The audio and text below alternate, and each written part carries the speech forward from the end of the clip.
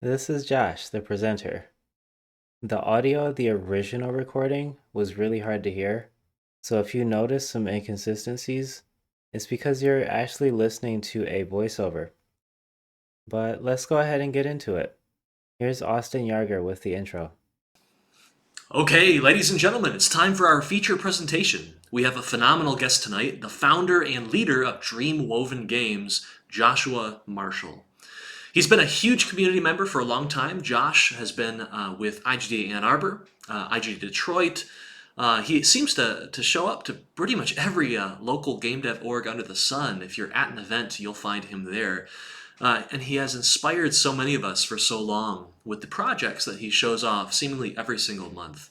And it's extremely fun and satisfying watching those advance. Josh is a really great guy.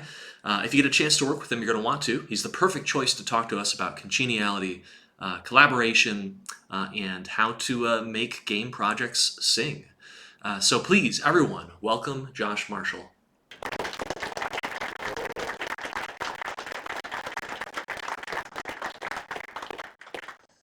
So, I'm Josh Marshall, the founder of Dream Loving Games, and today we're going to be talking about soft skills and collaboration in game dev.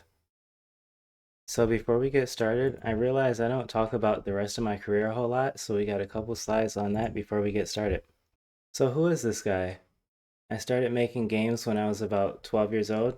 That's my school project on the right. I did some teenaging, as one does. And in high school and part of college, I taught game programming at public libraries in Detroit. That was my start. I kind of learned in order to teach. Outside of games, I worked in automotive infotainment for a year. I created a test automation framework for voice recognition testing. I worked in cybersecurity for 5 years on Linux firewalls, Wi Fi scanners, log parsers. I got my bachelor's in computer science somewhere along the way. I worked in mortgage software for 3 years, became a quality coach and a test automation guild master. I'll talk a little bit more about those later. I did consulting and freelancing for 2 years, focusing mainly on API development, game development, coaching, and user experience. As far as game projects go, most of you already saw Bride Rock. It's a silly party game about dancing in the spotlight and pushing others out of it. I did basically everything except art and music for that game. And I was the programming lead for the Solita project for about 2 years. I trained and led 4 interns on that project. And that game's going to be coming out soon.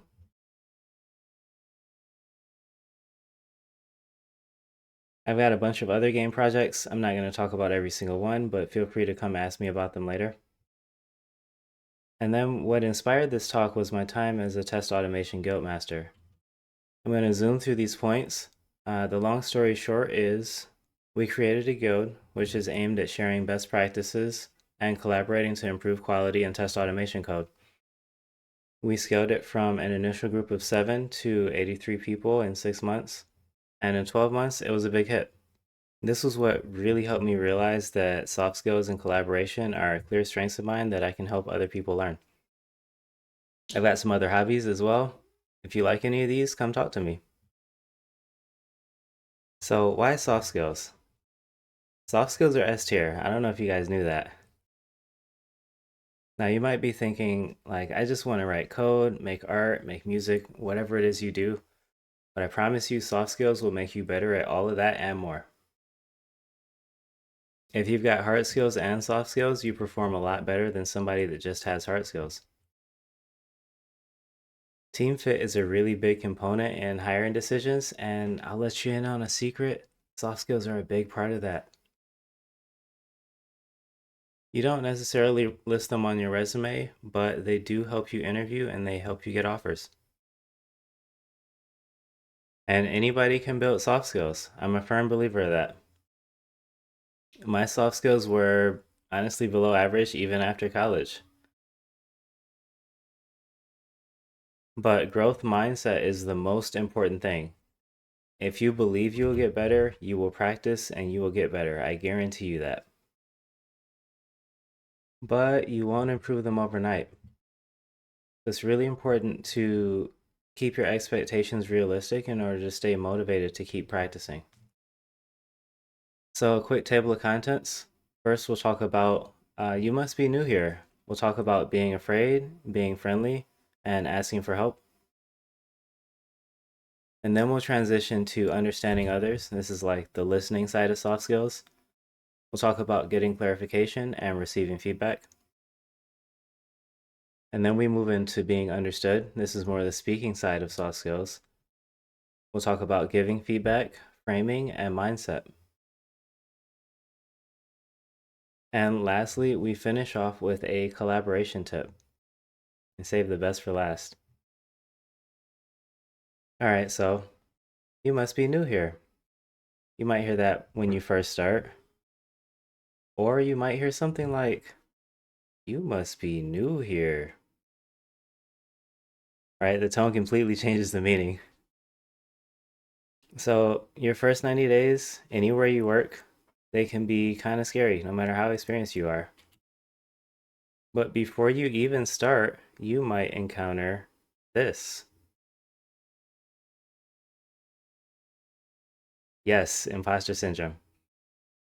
Imposter syndrome is really common. I've definitely gone through it, and it can absolutely hurt your career. And this doesn't help. Here we have a case where the creator of a technology wasn't eligible to apply because they wanted more experience than the creator of said technology. And so unrealistic expectations definitely don't help. This is a big thing that feeds into it, right? Like if you get into a role and you've got far less experience than what the job listing was asking for, it can really feel like you don't belong there. So imposter syndrome is that feeling that you don't belong, that feeling that you're not smart enough, not experienced enough, not perfect enough, not anything enough. And it can really hurt your success in so many ways. And this really does feed into soft skills. It kind of colors all of your interactions throughout your career. So I got a few words of encouragement about imposter syndrome before we get into the rest of the talk. So the first thing to remember is that they hired you, right? They hired you. You are literally the best of all the candidates. That's what that means. You are the best person for the role. Don't forget that. And they don't expect you to know everything. That's not what getting hired means. It means that you were the best person for the role. And they expect to train you. And they're not looking for excuses to fire you. I know that's a common thought, but that's not the case. So hopefully we can find that imposter in you and we can do this. And everything in soft skills goes a lot better if you can conquer this. All right, so it's your first day at work. You're going to do great. So we're going to talk about not making friends, actually. We're going to talk about being friendly. Making friends is not necessarily the goal here. So first of all, you don't have to be everybody's best friend. Like it's great to make friends, but that's not necessarily the goal here. But we are social creatures, and people tend to interpret a lack of interaction as negative. So don't give them the chance to think that you hate them. Every single interaction goes a lot better with people that you've already been friendly with. That's like honestly, if you forget all the rest of what I'm gonna say, this one thing will help you out so much. So let's cover some general tips for being friendly. This sounds really basic, but ask people about themselves. Interested is interesting. It's one of my favorite quotes. If you are genuinely interested in somebody, you automatically appear more interesting to them. Also, tell people about yourself because they want to get to know you too. I know this sounds basic, but it's really easy to forget this stuff when you're in your first role and you're just kind of overwhelmed with everything else. You might think you're boring. I promise that you're not. And again, you don't have to be everybody's best friend. That's not the point here. But do give them the chance to surprise you with how much you could actually have in common. And you can't do that unless you talk to them. And this is great and all, but where do you actually start though? I've got one practical tip for this. We're going to talk about small talk. So raise your hand if you hate small talk. Yep, yep. If you look around, it's like half the room. But how many people like small talk? Yeah, nobody, right? Oh, we got one person. So small talk is like culturally understood. It's really not something that anybody likes, but it has a purpose. So it's really a matter of mindset.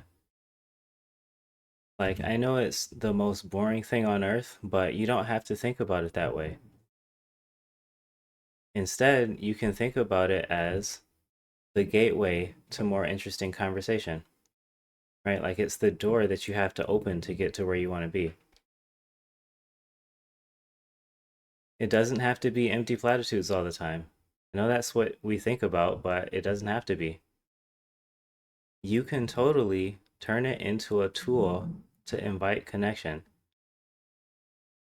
So I want you to think about how can I transition from this boring thing to something that I actually want to talk about? And I'll give you a couple examples from my own life. So somebody walks up and says, "Weather's beautiful today, isn't it?"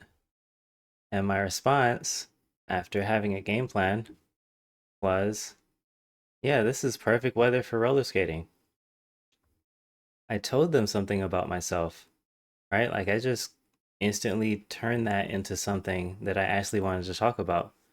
And there actually was a time that this turned into a conversation about roller skating. So another one is, how about those Lions or Ravens or Pistons, whatever local sports team. So I don't really watch a whole lot of the sports ball type of sports, but my response was, actually, I'm more of a boxing fan personally. And sometimes, or maybe most of the time, this doesn't necessarily end up being what you talk about. But there actually was a time that this turned into a whole 10-minute conversation because they were also a boxing fan. So these are just a couple examples of how you can turn like the shallow stuff that we always talk about into stuff that you actually do want to talk about. Sometimes they actually share your interest, and sometimes they're just curious. And even if they aren't interested in that topic, you still let them know that you're willing to talk. And that's kind of what small talk can really be about. Like if you tell them something about yourself, they might not be interested in that particular topic, but they might jump into something else. So, a few tips for small talk. You can totally make a playbook for all of the common small talk topics that you hear. There's actually not that many of them, so this only takes like an hour or two. And if you do this, it doesn't mean that you have to use it every single time. Sometimes you're just busy or your social battery is low or any number of things. You're not obligated to do it. That's totally fine. But if you do, it's a really good start to being friendly. And it absolutely helps with every single interaction at every job that you're ever going to have, including the next topic. Can I interject a comment?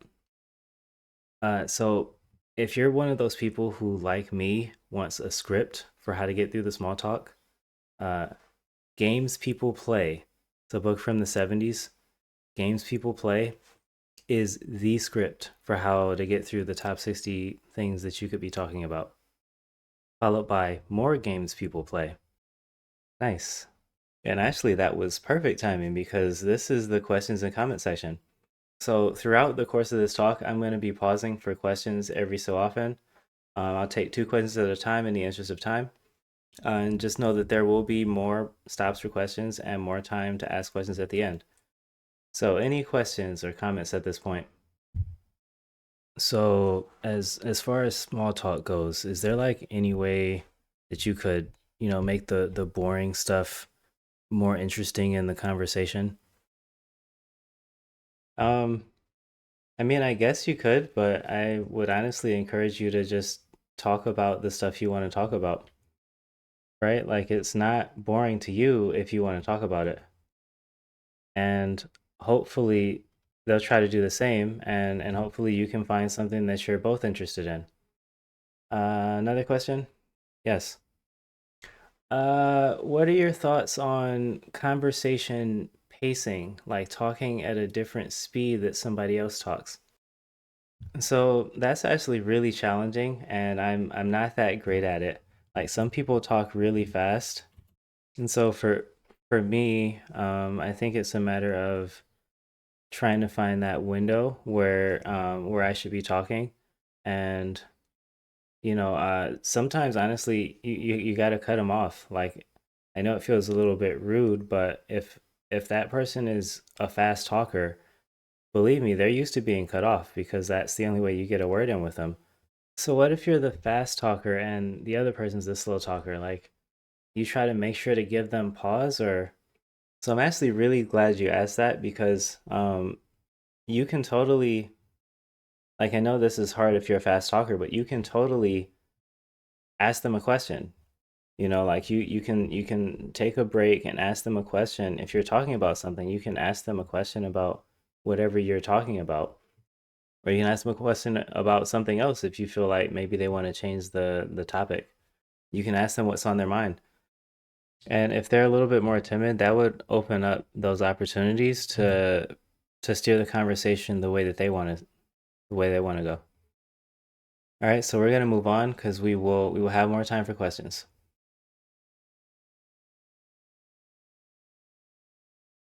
So the next topic, we got a little comic here. They said the player code is in the art/skybox/playercontroller.cs. Gee, why didn't I think to look in the art folder for the player code? Of course. We can't move it for reasons. That's true. So this happens all the time, and this is one of the reasons that asking for help is absolutely essential. So you'll always need to do it. Sometimes it's a matter of just figuring out where things are in places that you wouldn't expect to look for them. But besides that, remember your team doesn't expect you to know everything. Like you are new to the role and they expect you to be asking questions. And your learning is a part of their timelines. So I am assuming a functional company here. I can't necessarily talk about dysfunctional companies because and that would take like an extra 5 hours. So this talk is from the perspective of a functional company. So remember, they've already planned for you to be slow and to learn for a while. They expect you to ask for help, and your questions are not burdening them. And then lastly, people actually like helping. Like they really do.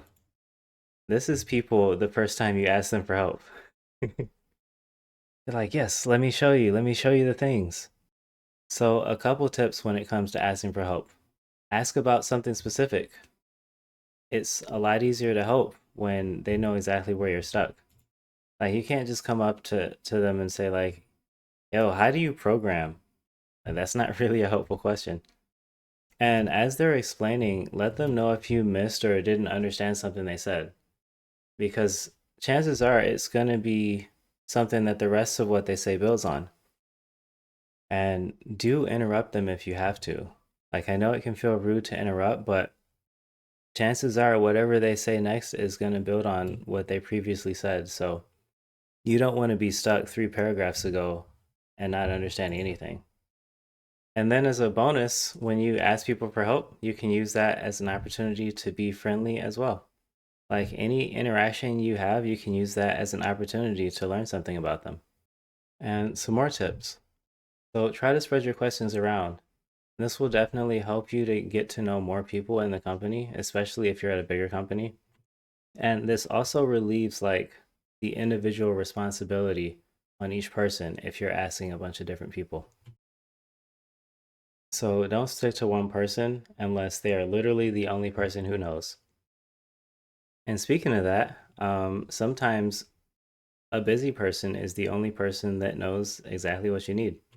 So, one tip for asking busy people is if you can help it, don't ask right away. You can totally write it down and ask them later. And that will create opportunities to ask a few questions at a time so they can have less interruptions. But if you're stuck, absolutely do not wait. Just ask them the question. If there's nothing else you can work on, just go ahead and ask them the question. Like it doesn't do anybody any good to try and wait for the busy person to be less busy. It's not going to happen. All right, two more questions or comments. First of all, this is a great talk because I just started a job at the start of February, so this is perfect timing. Um, so on the topic of asking for help, I'm curious how you feel about like if you need to ask for help, should I try and work on this and maybe spend more time than I need to, or maybe just ask for help right away? Because like you don't want to keep asking for help too often. Yeah, that's a fantastic question. So I can tell you the way we did it at my last job, and we basically just had like a rule of thumb. So in my case, it was like 15 to 30 minutes. If I couldn't figure it out in that amount of time, then I would just go ask for help, and that was something my leader told me to do specifically. Now, if your leader doesn't necessarily tell you to do that, you can still just have that rule for yourself. I would say give it like 15 to 30 minutes of trying it on your own. Maybe you can get unstuck, maybe you figure it out. But if it goes longer than that, then that's when I would say go ask for help. So I'm paraphrasing this comment. So one thing I'll do is like I'll if I've got some questions, I'll write an email and then I won't send it. And then maybe an hour later or the next day, um, I'll look back at the email and think like, okay, I answered this, and that. And then anything I didn't answer, then I'll send that email. Nice. Yeah, that way you can prioritize and ask the questions that you're really still stuck on. So a couple comments. I usually nowadays, whenever I have a question, I'll type it in the chat GPT and it'll answer it for me. It's fantastic. And another thing is when you ask a question, even if you write it down and you think about that question for a moment, your brain is still solving that question, even if you're not working on it. Nice. All right, so we're going to move on and we will have more time for questions throughout this talk. So now we'll talk about understanding others. So I got a little story for this one. So let's say I am the fastest drawer in the Wild Wild West. Like you give me a task and it's just done like that. But then every time I turn around, my colleague has like three pieces done and I just finished one. Like, aren't I the fastest drawer? Like, what's going on? So I'm a little bit surprised and frustrated, but it starts to make more sense the more I know. What's actually happening is that my work typically has four revisions, whereas their work typically has only two revisions. So, yes, I'm the faster drawer, like I'm way faster with a pencil than they are, but they're the faster artists because they're completing the work faster than I am. So, if this keeps happening, they're probably better at the next thing we're going to talk about, getting clarification. Getting clarification is an underrated soft skill that makes you a lot more efficient. And also, many courses are not structured to make students practice this. So, a lot of people in their first job, they just really don't have a lot of practice with this. But it reduces the amount of rework and modifications that you're going to have to do. So, you'll get faster if you get better at it. So, why do we need to get clarification? Well, it turns out people never tell you precisely what they want. Like, that would be a dream.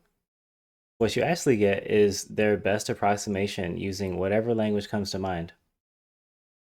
Sometimes your idea and their idea of what they said are completely different. And sometimes they want things that they assumed you would know, but you actually didn't know that. And then sometimes they want things that they didn't even know they wanted until you start clarifying.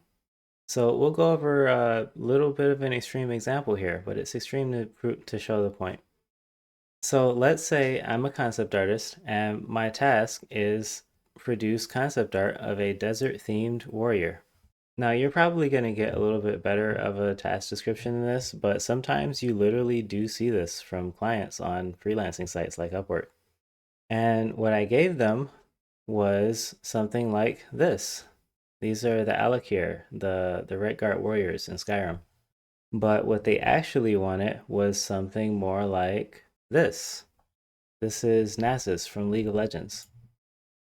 So like my idea of desert themed, I was thinking something like Arabian. That's the image that came to mind. Whereas actually when they said desert themed, they were thinking more Egyptian, right? They're both valid, but they are different interpretations of the same thing. So some tips for getting clarification. So the first tip is paraphrase. So when people are talking and you get that pause, you want to use that opportunity to say it back to them using your own words. And if what you say doesn't match their idea, they'll probably elaborate and use different words to help you understand. Ask specific questions to narrow it down. For example, when you say desert themed, are you thinking something Arabian, Egyptian maybe? What kind of colors come to mind for this character? Did you have a weapon in mind? And sometimes they haven't actually thought about these questions, but when they hear it, they're like, you know what? A scimitar or an axe. And then show examples of what you have in mind. Like, this is probably the most impactful thing you can do after you have that initial discussion. So you can go on Google or whatever search engine you prefer and search for keywords that they actually said. Then you can also search for keywords of what you think they meant and come back with a few examples from each. And usually, what will happen is people will look at all these examples and kind of pick their favorite things about each one. Say, I like this from this, I like that from that. And then you kind of merge it all together and you have a much better idea of what they actually wanted.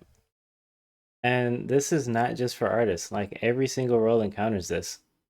If you're a programmer, you can go on YouTube and say, like, do you want the AI to be aggressive like in this video? If you're an animator, you can say like, does this frame rate look like a good frame rate? Every role has examples that they can find and draw on. All right, we're gonna pause for two questions.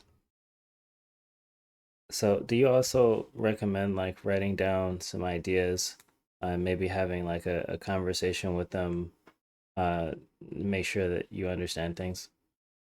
Yeah, yeah, definitely. That's kind of what I'm talking about here is like it definitely helps to write down what they said because that could be important to find examples and you definitely want to have a follow-up conversation with them where you show them some examples and talk a little bit more to make sure that you understand what they're looking for.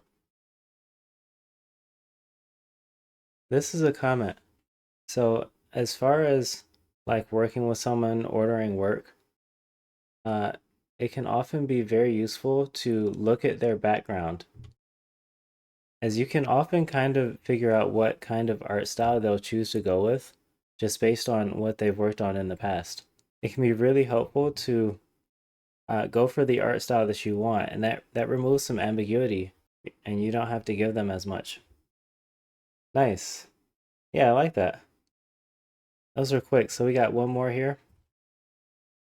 Have you ever had someone that's like hesitant to give more detail and like no matter what you do, it's like they don't want to give any more? Yes. So that happens all the time in software development, which is my background. And you just keep asking questions. Like, of course, you don't want to ask questions infinitely, but um, try and think of different questions you can ask. And ultimately, there's only so much you can do. So, if you're working with that person that just really doesn't seem to want to give you details, you just do the best that you can do. And in those cases, it can be better to like reduce the effort on your first draft so that you can show them something. Like sometimes people just don't know what they want until you produce a little bit of work for them and then show them. And then they can pick out things they don't like, they can pick out things they do like, and you get a little closer to figuring out what they want. So, like, try not to over deliver if you're working with very vague details, and instead just give them something basic and expect to iterate. That's a good question. All right, we're going to move on. So, you got clarification, you worked hard, the job is done, and sometimes you get marvelous. It's everything they ever wanted. That's beautiful. And sometimes your boss is like, yeah, have a seat. I got some feedback for you. And it's like, oh no. So let's talk about receiving feedback. A lot of times the first thought is, oh no, I'm going to get fired. And that's not what this is about. They just see something they want you to improve on. So receiving feedback is a really important part of your career. You're going to get feedback all throughout your career, and it's an important part of your soft skills. So let's talk about some tips for receiving feedback. And a lot of this is aimed at receiving critical feedback. So the first thing is that defensiveness is natural. Like we've all been there. I definitely have been there. It's like, man, I worked so hard and they're not recognizing that. But it's usually not helpful. If you can't accept feedback well, people will stop giving it to you. And you definitely don't want that. The best case is that it will limit your growth, as the best case. So definitely let them finish when they're giving you feedback. You don't want to interrupt them. Just let them get everything out. And realize that they're just expressing what they witnessed. So let them do that. And you can respond to any of it when they're done. And sometimes you might disagree with something that they said. This happens a lot, actually. So let's talk about disagreements when you're receiving feedback. So, really, the goal here is you want to accept as much of their feedback as you possibly can. And I'm not talking about agreeing with it, just accepting it, because it is useful whether you agree with it or not. Sometimes it's just a perception issue. You definitely want to pick your battles here. So, if you're going to dispute something, don't dispute the minor things. Like, it can really help to take it all in, think about the things that you want to talk about, and then only talk about a couple things. And another thing is, you don't get bonus points for proving that you're without fault. In fact, it probably hurts you more than you think it would help. So, I want you to know that it is okay to let some stuff go. Like, I know it can be really hard, and they're like, you did this wrong, you did that wrong. And you're like, actually, I didn't do those wrong. I did those right. But it is okay to let it go. It's going to be fine. If you can't let even one little thing go, again, people won't be as willing to give you feedback in the future. So I know this is really tough. So go over a little bit of reassurance. Again, they don't want to fire you. I know that's the natural thought, but that's not what this is about. In fact, that's exactly why you're getting feedback. They want to keep you, right? They just see something that they want you to improve. So definitely focus on improving. That's the most important thing when you've got feedback is just improve something. You're going to have many opportunities to show that you've improved. And if you do, that's great. You know, that's exactly what this is all about. And also thank them for their feedback. Like they put effort into thinking about this and how to tell you. Like sometimes it might feel like they're trying to bully you, but they really did put some effort into it.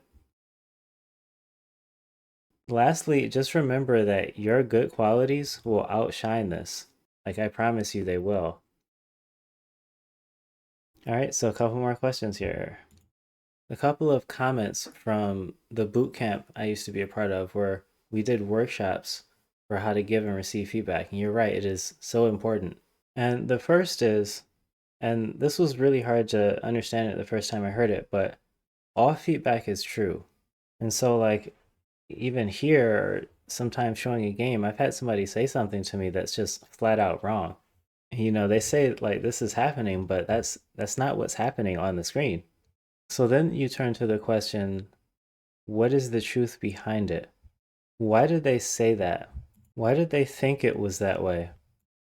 Try to address that. That's really big. But the second thing is, whenever you receive feedback that you disagree with, save the feedback for another time so you don't seem defensive. Like maybe the next day you come back and say, I had some things that I disagreed with, and I wanted to talk about them. Yeah, definitely. And you'll be cooler, like cooler headed when you talk about it at a later time. Question, how many of you did high school or like college sports? One of my favorite anecdotes was it was sometimes said that if the coach is yelling at you, you got nothing to worry about. But if they stop yelling at you, you're in big trouble because they're cutting you next week. Yep, yep. You don't want them to stop giving you that feedback. I am loving the audience's questions and comments. This is great stuff. So, next section, let's talk about being understood. So, we talked a little bit about listening, but what about speaking? As we hear all the time, communication is a two-way street. So, what you say is really important, and also how you say it. So, I'm going to be real, this is hard stuff, but it's absolutely worth the effort. So, as much as possible, you want people to receive exactly what you intended them to receive. Like, you don't want to say something and then because of the way you said it, they receive a completely different thing. So we talked about receiving feedback. Now let's talk about giving feedback. You're going to give feedback all throughout your career. And sometimes you won't even notice that you're giving feedback. Just the very nature of talking about work, sometimes feedback is going to sneak through. And so remember, the point of feedback is to help others improve, right? But if your feedback feels like a personal attack, they might just ignore it. Like they might hear you, but like mentally they could disregard it and completely discard what you said. So the compliment sandwich. Has anybody heard of this? We got a bunch of people. Yep. Yep, it's pretty common. Perfect. The compliment sandwich is a pretty practical tip for giving feedback. And so basically, you start with some praise, then you get some constructive criticism in the middle, and then finally you close with more praise. And full disclosure, some people don't like this, right? I will admit that personally, this isn't my favorite way to give feedback, but it is a lot better than just being critical all the time, right? You don't want to be negative all the time. So it is a really good place to start, and it's very easy to remember. My actual recommendation is to just try to make sure you compliment people when they're doing well. Like you don't have to wait until you're ready to give somebody critical feedback to tell them something good. But as long as you're giving people that praise, at some point in time, that's really what matters. So, some quick tips on giving feedback. If you have the time to pick your words, and of course, this isn't every time, but if you do have the time to pick your words, highlight something they've done well or something they've improved at. And again, this works really well if you're just doing it, like out the blue, for no reason. If you notice something somebody's done well, like let them know. Like I know it's hard to think about with all the other things going on in your mind, but it's so valuable. And this one's really big. I've got something about framing coming up. Rather than talking about flaws, try to emphasize ways that somebody can improve. Like you don't always have to use language that focuses on flaws. You can totally say I want you to get better at this thing, right? And it's the same message, but it tends to be received a lot better. And lastly, try to stick to the most important stuff. Just like if you're receiving feedback, you only want to talk about so many things. So, like, understand they can't improve eight things at once. There's just no way. So, again, if you've got time to pick your words, rank the importance of the things you want them to improve, and then just pick the top two. They can probably improve at two things. So, a couple questions or comments about giving feedback. So, what situations does this apply to? Because I feel like people receive feedback differently depending on your relationship with them. And I know, like, I've been a teacher for a long time, so I'm used to giving students feedback and they appreciate that. But there have been other times in my new role where, like, I've just said what I thought and have no prior rapport, and they didn't ask. And like I don't think I was mean about it, but it definitely could be seen as like unwanted feedback and maybe wasn't received very well. What situations or like how would you change it in that situation?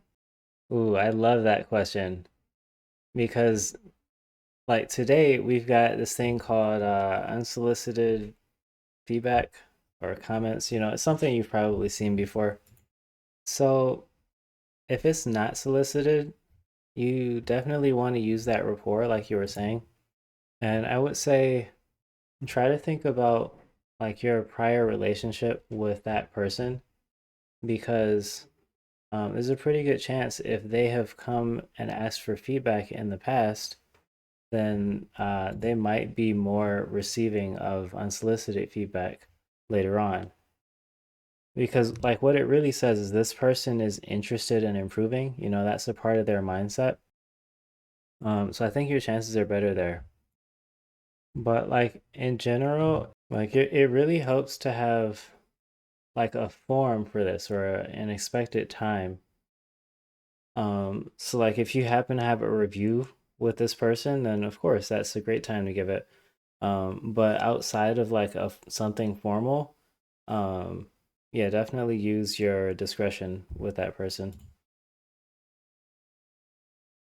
So in the recording, I couldn't hear this next comment.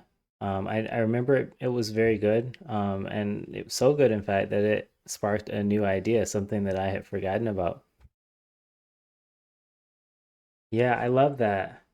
And actually, as you were talking, that made me remember something that happened in my own life, and this might actually be the easy answer for you, which is that, it feels really weird, but you can totally ask somebody. Um, like if they want to receive feedback at various points in time. You can even ask them when they want to receive feedback. And I've had like a friend do this to me. I've had a coworker do this to me, and it's a weird thing to be asked, but like I thought about it, and I'm like, yeah, maybe at the end of the project or at the end of the week or whatever it was, um, and they gave me the feedback exactly when I wanted it. It was great. All right, so let's move on in the interest of time. And we're going to talk about framing. I took this picture myself because I didn't want to sign up for a stock photo account. So, again, there's your intent and there's how you say it. Framing is all about how you say it, right? The way you say something can completely change how it's received. Like you might mean well, but if it rubs somebody the wrong way, they might not receive it at all. So I want to emphasize this point before we get into this. I don't want you to worry about saying the right thing. This is all about just noticing your language. That's what I want you to take out of this section. So we'll go into a couple examples on how to notice language. So here's a simple example. We will fix our server's bugs. It seems pretty innocent, right? The focus here is slightly negative, and I'm going to tell you why. This is about fixing something that was wrong in the past.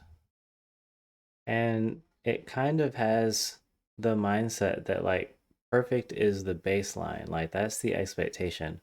Almost like if you had a product where you expect it to work perfectly, and if it doesn't, then it needs to be fixed, it needs to be repaired. And the way we think about our work doesn't have to be like that. You could just as easily say this as, we will improve our server stability. It essentially means the same thing, but in this case, you're not framing it as a fix, it's an improvement. It's a little more positive. It focuses on improving the present instead of fixing the past. And in this case, mostly good is the baseline. Like, mostly good is the expectation, not perfect. So I know this is a bit of a delicate topic, and what I'm hinting at here is mindset, which is our next section. If your expectation is mostly good, then you'll be happy when you see mostly good. But if your expectation is perfect, then when you see, little flaws, your language is going to tend to be more negative. Let's go over one more example. Feature XYZ is broken. This one is actually pretty objective. We are focusing on the state of the feature. What about this one? You broke feature XYZ. You might think you're saying the same thing, but this one is actually blame. The focus of the sentence is on you. So we'll shelve those examples for now and let's talk about some tips. So improving this will take time. Don't feel the urgency to rush this. And the first step is to notice language. Noticing is progress. And if you want to try and implement some of this stuff when you leave this talk, please don't focus on changing language. That's actually really hard and I do not recommend it. Instead, focus on changing your mindset because your mindset guides your language. Like, it's very hard to use language that doesn't match your mindset. And so a more positive mindset automatically produces more positive language. So let's talk about mindset for a minute.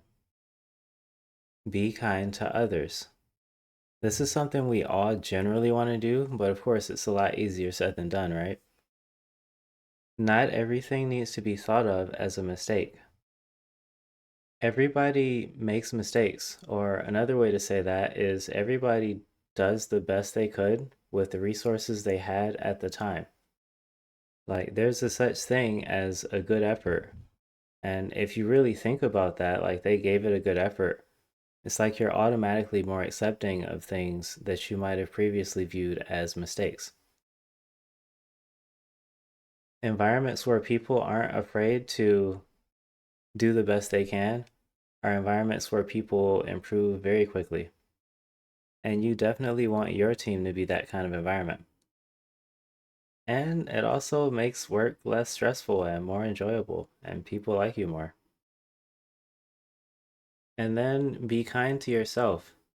A lot of times it can seem easier to be kind to others, and then, like, in your own mind, you might be beating yourself up.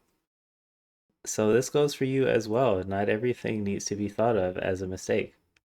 You are also doing the best you can at any given time. Soft skills take a lot of time to improve, and it's very important for your mindset to keep that in mind. You're not going to say all the right things. That is not the purpose of this talk.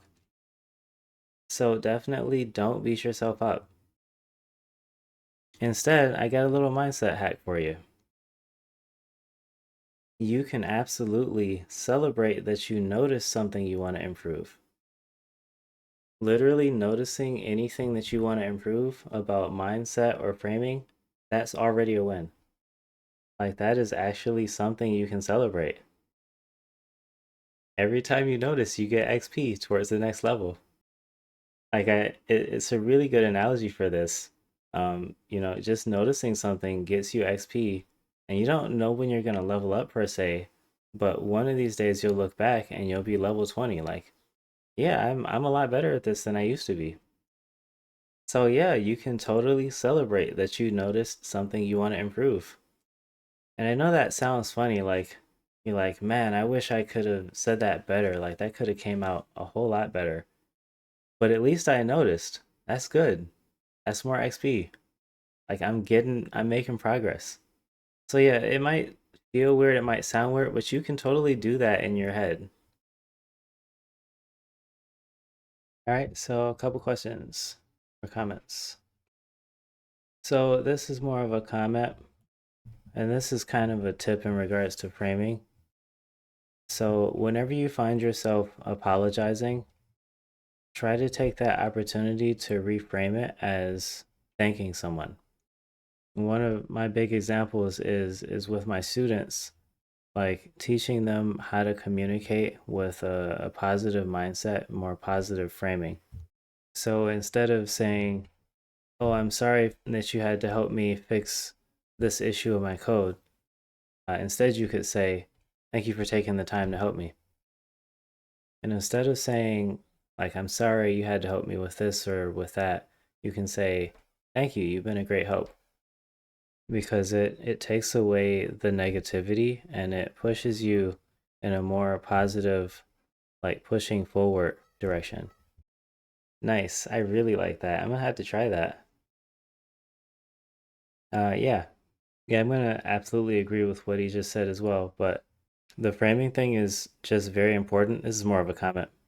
But I used to work with a coworker that we'll just say could have benefited from this talk. But he would always frame feedback in like a negative light, and it was just really negative, and nobody wanted to work with him. So yeah, I think you can give constructive feedback in a positive way and really focus more on the positives. And it goes a long way. So I'm glad you included this stuff in your talk. Yeah, definitely. Thank you. So we're just about at the end here. Let's talk about pretty please. Give me something I can do right away. So all the soft skill stuff benefits collaboration, but it definitely takes time. Here's one collaboration tip that you can do immediately. You can do this in any role and at any level of experience.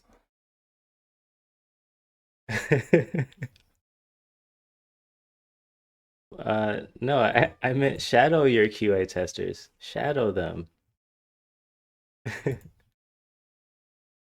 No, this is about shadowing your teammates. If you've never heard of shadowing, it's when you observe someone doing their role. And usually a new hire will do this in order to, absorb stuff about the role that they're about to be doing. And it's fantastic for that. But once you get comfortable in your own role, you can totally shadow other roles too, with your boss's permission, of course. What you get out of it is you understand what makes their job hard, you get new perspectives, and your collaborations are going to be a whole lot better. And they get an opportunity to flex their skills. They also get new perspectives from your questions, and on their side, collaboration is going to be better too. So, how to do this? Watch them do normal stuff. It's pretty easy. Ask them questions about what they're doing. Ask them what their common pain points are, like what's tedious or what's frustrating about your everyday job. And also ask them what could improve those things. It doesn't mean that you can solve those things, but you never know. Maybe there is something you can do. Like maybe you can orient your models in a consistent way, and then the coders don't have to rotate a bunch of objects in the engine all the time. You'll learn a lot about their process just automatically. You'll learn how your work interacts with theirs because you should have questions about that kind of stuff. And there's a pretty good chance you'll discover some ways that you can collaborate a lot better together. One question this time. So, another recommendation, one thing that's really helpful is to ask them about their internal thought process and mindset while they're doing the role. And that comes from the concept of meta modeling, which is a term from one of my favorite books called The Structure of Magic. The Structure of Magic. Nice. I'm going to check that one out. All right, so we're basically at the end here. Where else can I practice? So, being friendly, small talk, conversational skills, you can practice those anytime, anywhere. The rest you can practice in school projects, game jams, open source projects. You can make your own project too. So, in summary, we talked about being new, try not to be afraid, be friendly, ask for help. We talked about understanding others, getting clarification before you get started on your work, receiving feedback, receiving as much of it as you can. We talked about being understood. So give both positive and critical feedback. Don't just give critical feedback all the time. And then notice your language and your framing. And that's in order to try and adopt a more positive mindset. And lastly, we talked about collaboration and shadowing your teammates. And that is the end of the talk.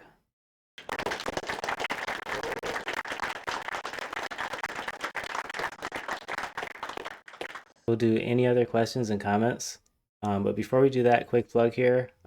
Feel free to scan that wishlist Ragnarok on Steam. You can check out any of my socials. I have a YouTube channel where I talk about software development topics beyond the syntax. And that'll be things like software architecture, lifecycle, version control, soft skills, stuff like that. So if you're interested, feel free to check that out, subscribe. I'm also open to leader and senior developer positions. And again, wishlist the game. All right, so any questions? Yes. If you meet someone and immediately forget their name, how do you get their name without being embarrassed that you forgot about it? Oh, asking the hard questions. It's really all up here. It's all up in your head. Like it sounds funny, sounds weird, sounds like you can't do it, like it's against the rules somehow, but you can totally just pause somebody or stop them and say like, sorry, can you remind me of your name again?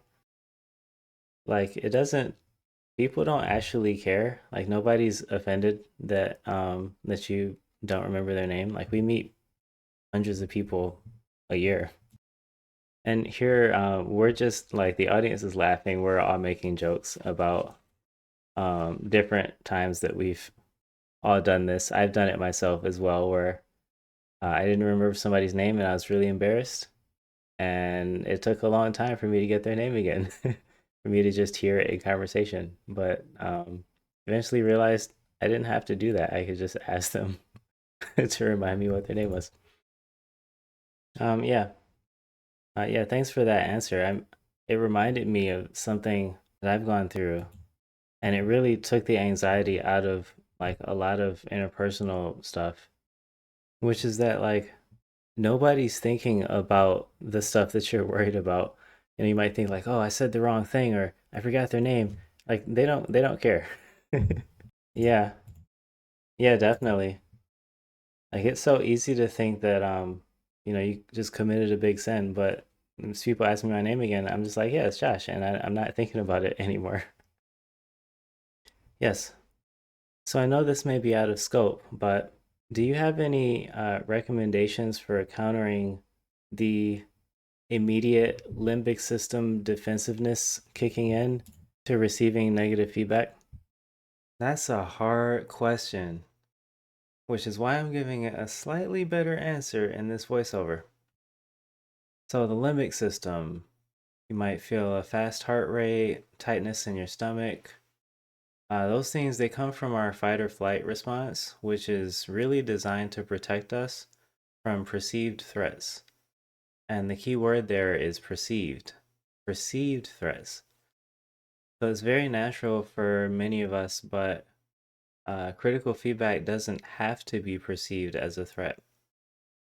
What really helped me was another one of those mindset shifts that I keep talking about. So instead of reacting, I started expecting critical feedback and believing that the purpose of it was to help me grow. And each time I improved and it was recognized, I became more and more comfortable with receiving that critical feedback. So now it doesn't feel like a threat as often as it used to. And also, let's see, I've got a bonus slide here. This is related to what you were saying earlier. Perception matters. So sometimes that feedback, it can be just wrong, but that feedback is still telling me what their perception is. And that's always useful. So I personally walk into receiving feedback expecting that, some of this information might be based on perception. It might not be correct. But even if it's wrong, I take ownership of that as well, like my communication. So I'll add communication to my personal improvement plan. And what gives me peace of mind is knowing that as long as I improve what they pointed out and I improve my communication of the things that maybe they misunderstood, then I've got nothing to worry about. Really good question.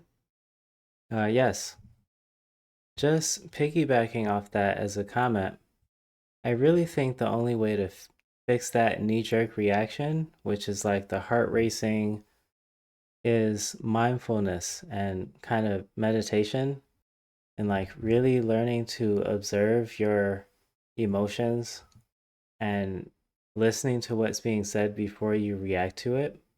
And the only way to kind of help that is time. So, like, I don't think there's an easy way to do it. Like Josh said, it just happens over time as you continue to deal with those type of situations. Nice. Yeah, meditation is really, really good. Yeah, and the colorful shirt. So just me personally, I've found what helps in all sorts of nervous situations is, for one, doing as many push-ups as I can, and also mindfulness wise, imagine the worst case that could happen. It's not gonna happen, but just if you actually do, you like prepare yourself. Like, oh, if they fire me, I'll go live in the woods or whatever. And so when I get that feedback, I'm not as shocked as I normally would be. And then one thing that actually helped me recently in my annual review, for context, at this new job I started working, I've only been there for a few months, and so everybody else has a whole year of stuff that they can talk about, and I've only got a few months. And something my boss told me to do was to start making a brag sheet. So like every time you contribute code, you fix a bug, participate in meetings, I would write that stuff down on my brag sheet. Like every time you do something, you write it in this centralized location that says, I did this on this date. And then at the end of the year or whenever, when you're asked for reflections, you've got all these things you can read through. Like once I actually did that, like I had imposter syndrome, and that was like the one thing that really helped me. Nice. Um, in the back.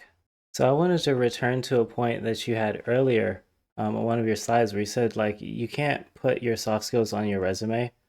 And like I understand that like, it does help you in the interview, but like is there any way that you can kind of signal to an employer that you do have good soft skills, to help you get that interview? Can I answer that one? Yeah, go ahead. As a person who hires programmers, I'm very sensitive to how good of a communicator a programmer is. I would put that in like the about me section of your resume. I want to second that. I just had an interview and got the job, and on my resume I put like soft skills and collaborates well with others. And yeah, I'm so glad you asked that question. Because honestly, I kind of wrote that on the slides wrong. What I really meant by like you can't put them on your resume is like it's not the center point of your resume. Like actually on my own resume, I've got a couple bullet points at the very bottom about soft skills. I think I'd say like good communication skills and works well with others. And like it doesn't necessarily prove it, but people notice that, and that might be exactly the kind of thing that sets you apart from other applicants. All right, final question. So I'm paraphrasing this comment. It was basically a book recommendation for the book called How to Win Friends and Influence People by Dale Carnegie. It's a really good book. I own a copy of it myself. I haven't read the whole thing, but I've read a little bit, and it's a very good book. All right, so that is the end of the presentation. Thank you for watching. Hope you got something out of it. Make sure to like and subscribe to see more. And let me know what you thought in the comments.